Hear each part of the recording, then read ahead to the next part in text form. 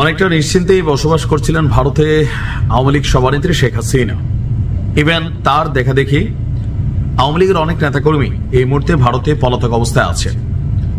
সেখান থেকে বসে বাংলাদেশের রাজনীতি করছেন, নানান বক্তব্য দিচ্ছেন, ভাষণ দিচ্ছেন, আর সেগুলোকে কেন্দ্র করে 5ই ফেব্রুয়ারির মতন অনেক ধরনের ঘটনাও দেশে ঘটে গেছে। ভারতের বাতাসটা বদলাইতে শুরু করছে আমার মনে হচ্ছে। আয়নাঘর পরিদর্শন শেষে একজন সাংবাদিক গিয়া তিনি একটা তার ফেসবুকে স্ট্যাটাস দিলেন, এমনকি পাশাপাশি ভারতীয় গণমাধ্যমে একটা নিউজ করলেন। এটাও ছিল শেখ হাসিনার বিপরীতে। এরপর শশীধর, ভারতের খুবই প্রভাবশালী একজন কি বলে যে পলিটিশিয়ান, তিনিও বললেন যে শেখ হাসিনার বক্তব্যগুলোর কারণে বাংলাদেশের সম্পর্ক নষ্ট হচ্ছে ভারতের সাথে। সো ভারতের সরকারের উচিত কোন দল বা ব্যক্তি গোষ্ঠীর বিপরীতে বাংলাদেশের জনগণের সাথে সম্পর্ক তৈরি করা। এর মাঝখানে আমরা যদি দেখি যে আজকে একজন সাংবাদিক যে বক্তব্য করেছেন, তার এই বক্তব্যকে ঘিরে ভারতে অনেকটা তোলপাড়, অনেকটা বিপাকেও আছেন বাংলাদেশ আওয়ামী লীগের সভানেত্রী আর আওয়ামী লীগ দলটা। এখানে বলা হয়েছে যে আওয়ামী লীগকে দল হিসাবে ভারতের ক্ষমতাসীন বিজেপির বাংলাদেশি শাখা বলে মন্তব্য করেছেন কলকাতা এবং লন্ডন ভিত্তিক সাংবাদিক, গবেষক, অ্যাক্টিভিস্ট অর্ক ভাদুরি। তিনি নিজে তার ফেসবুক ওয়ালে একটা স্ট্যাটাস দিয়েছেন, আর তার এই স্ট্যাটাসটি মুহূর্তের মধ্যে সোশ্যাল মিডিয়া ভাইরাল। আর আমাদের সরকারের যিনি মানে প্রধান উপদেষ্টার প্রেস সচিব আছেন, যিনি প্রেস সেক্রেটারি শফিকুল আলম, তিনিও শেয়ার করেছেন। ভারতের প্রধানমন্ত্রী নরেন্দ্র মোদী আমেরিকায় গিয়েছেন, তাকে স্বাগত জানাতে বাংলাদেশ আওয়ামী লীগের মার্কিন যুক্তরাষ্ট্র শাখা ওয়েলকাম নরেন্দ্র মোদী লেখা ব্যানার নিয়ে জমায়েত করেছে। আওয়ামী লীগ ছাত্রলীগের অফিসিয়াল পেজ এই ভিডিওটি শেয়ার করেছে। ছাত্রলীগের পোস্টটি কমেন্ট সেকশনে আমি শেয়ার করেছি।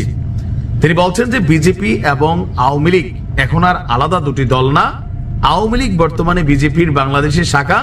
সেই কারণেই মোদীকে স্বাগত জানিয়ে ব্যানার হাতে আমেরিকায় জমায়েত করেছেন আওয়ামী লীগের নেতারা। এটা খুবই অসহায়ত্বের একটা ইস্যু। আসলে রাজনীতি বড় আলাদা জিনিস। ভারতের প্রধানমন্ত্রীকে স্বাগত জানাইতে আওয়ামী লীগের এই অ্যাক্টিভিটিস অবশ্যই এটাই বোঝায় যে নরেন্দ্র মোদীর প্রতি তাদের কি পরিমাণ ট্রাস্ট। আমি বরাবর বলি, বিএনপি দেখেন 16 বছরে আওয়ামী লীগকে মানে বাটে ফেলতে পারে নাই বা রাজপথ দখল নিতে পারে নাই। কেন? তারা আমেরিকারে বাবা মানত। এটা কিন্তু বাস্তব। ভাবতে আমেরিকা কিছু একটা করে দিবে। আমাদের ইনফ্লুয়েন্সাররা, অনলাইন কিংরা, তারাও কিন্তু বলতো। তো আওয়ামী লীগ সবসময় তো আচ্ছা, যাই হোক, মূল স্ট্যাটাসটা আরো আছে। সাংবাদিক লিখছেন যে হাজার হাজার আওয়ামী লীগ নেতা ভারতে আছে। আওয়ামী লীগের আইটি সেলের গুরুত্বপূর্ণ নেতা ভারতে এসে আরএসএস এর শীর্ষ নেতৃত্বের সাথে বৈঠক করতে গিয়েছেন। করতেই পারেন, এগুলো তাদের রাজনৈতিক সিদ্ধান্ত। প্রশ্ন হলো, বিজেপির সিস্টার কনসার্ন হিসাবে ক্রিয়াশীল আওয়ামী লীগকে আদৌ বাংলাদেশের রাজনীতিতে কামব্যাক করতে পারবে? সম্ভবত না। ইউনূস সরকারের বিরুদ্ধে ক্ষোভ আছে, ক্ষোভ আরো বাড়বে, কিন্তু তার সুফল আওয়ামী লীগ ঘরে তুলবে না, তুলবে অন্য রাজনৈতিক শক্তি। জুলাই আগস্টের ঘটনার পর তার বক্তব্য হচ্ছে যে আওয়ামী লীগের বিপদ আরো বাড়ছে। আওয়ামী লীগ নেতা মুজিবনগর সরকারের প্রধানমন্ত্রী তাজউদ্দিনের পুত্র সোহেল তাজ এই বিষয়ে যে পোস্ট করেছে কমেন্ট সেকশনে, এটিও শেয়ার করলাম, মানে আমাদের বরিশাল ভাই। এই দুরবস্থায় খোলাখুলি নরেন্দ্র মোদীর পক্ষে ব্যানার নিয়ে মিছিল করে আদৌ বিচক্ষণার পরিচয় আওয়ামী লীগ দিছে কিনা? না, দেয় নাই। এটা বলতে নিয়েছিলাম, আওয়ামী লীগের পুরো আস্থা চলে গেছে মোদীর পায়ের কাছে, যে ভারত রাজ ক্ষমতা এনে বসাই দিতে। বিএনপি আগে আমেরিকারে চাটতো, আর আওয়ামী লীগ এখন ভারতের চাটতেছে। জনগণের প্রতি তাদের আস্থা নাই। বিএনপি 16 বছর ভুগছে, আওয়ামী লীগও এরকম লম্বা একটা সময় ভুগবে।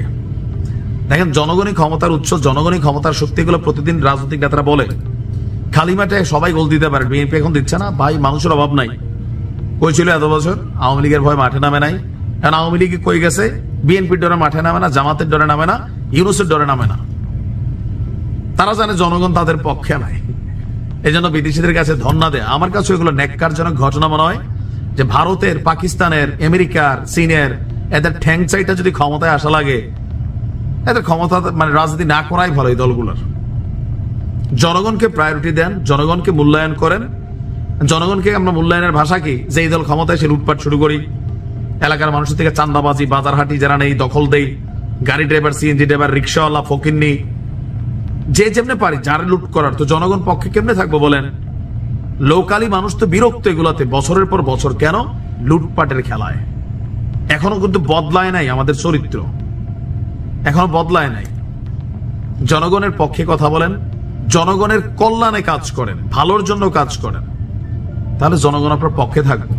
সুযোগ পেলে জনগণের মারা দিবেন, জনগণ পক্ষে থাকবে না, দলীয় সমর্থক ছাড়া। তো দলীয় সমর্থক সব দলেরই আছে, কিন্তু জনগণ থাকা লাগে পক্ষে। বিএনপির ছিল না কত লক্ষ লক্ষ কর্মী, জামাতেরও তো ছিল, জনগণ ছিল না। জনগণ যখন মাঠে নামছে পরিস্থিতি বদলাই গেছে।